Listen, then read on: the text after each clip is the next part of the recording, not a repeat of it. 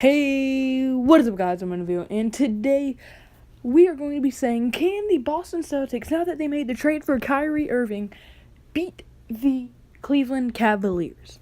Obviously, I'm pretty sure most people know this will probably be the conference final matchup, Cleveland versus Boston.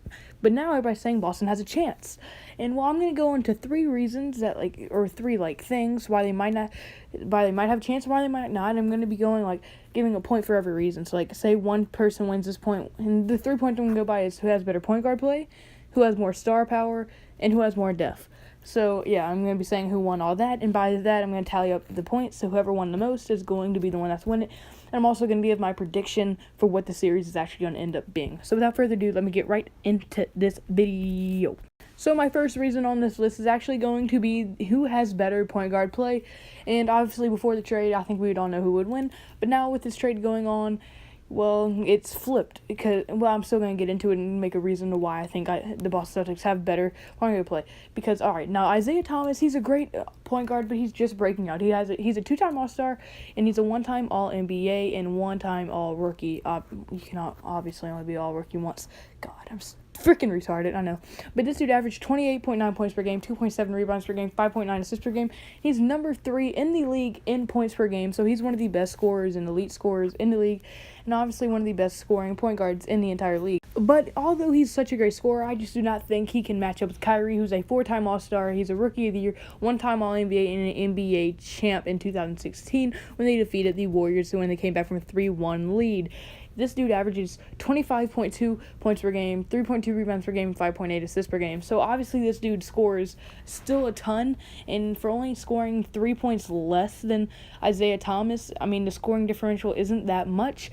And also, this dude pretty much outdoes him in every other asset and assists and rebounding. Rebounding is just because he's taller, but assists, he's better. He sees the court more and everything. So with Isaiah Thomas's biggest part of his game being scoring, only with Kyrie only being 3 under, I think, and being better in assists and rebounds, I think I have to give this to Boston Celtics and better point guard play. But now let's get into the second reason, which is star power, and I think most people know who this is probably going to go to. So the first up is going to be the Cavs. Obviously, the first person I'm going to say is LeBron James, debatably one of the best players to ever play the game. He's a 4-time MVP, 3-time NBA champion, 13-time All-Star, and he averages 26.4 points per game, 8.6 rebounds per game, and 8.7 assists per game. And then also coming in second in their star list, they have Isaiah Thomas, who had a breakout season last year, finally coming out of his shell, finding his place in Boston Celtics. Now hopefully he can find his place with the Cleveland Cavaliers, taking the place of Kyrie Irving, and he's one of the top scorers in the entire league. And now Kevin Love, and a lot of people think he's past his prime and he's no longer a star, but I think otherwise. Kevin Love is a 4-time All-Star and a 2-time All-NBA. He averages 19.0 points per game with 11.1 rebounds per game and 1.9 assists per game.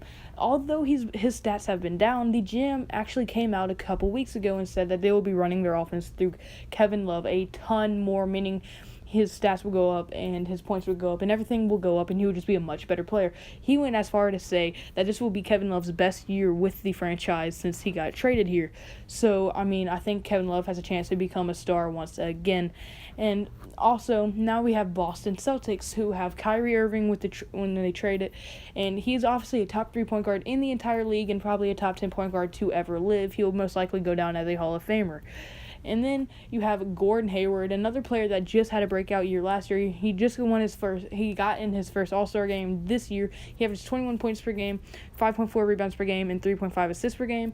So, they have 2 stars against 3 stars. One's the best player to ever live, and the other one is a top 10 point guard in the league. And why you only have a top 3 point guard and maybe top 5 shooter in the league. So I think that the star power will definitely go to Cleveland. I don't think there's much debate over that one. Now for my third and final reason is actually going to be the team's depth.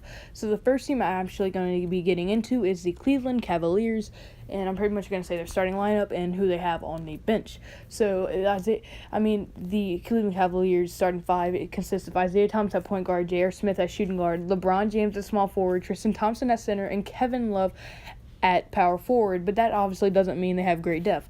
But then they also have Derrick Rose as their backup point guard, Amon Shumpert, who's shown that he can be good, Kyle Korver, who's a knockdown shooter, and Richard Jefferson, who showed to be a very solid veteran on the team last year, and Ante Zizic, who is very young from the D-League, and you never know. And they also have Jay Crowder, who I think helps with depth a lot, as he's a very solid player, as he showed in Boston. And now Boston, on the other hand, they have Kyrie Irving, who is one of the best point guards in the league, but they really don't have another good backup, as Rozier is their next backup, and he's just not good. And then you also have Jaylen Brown. He has a solid backup in Marcus Smart, as they both proved to be very decent.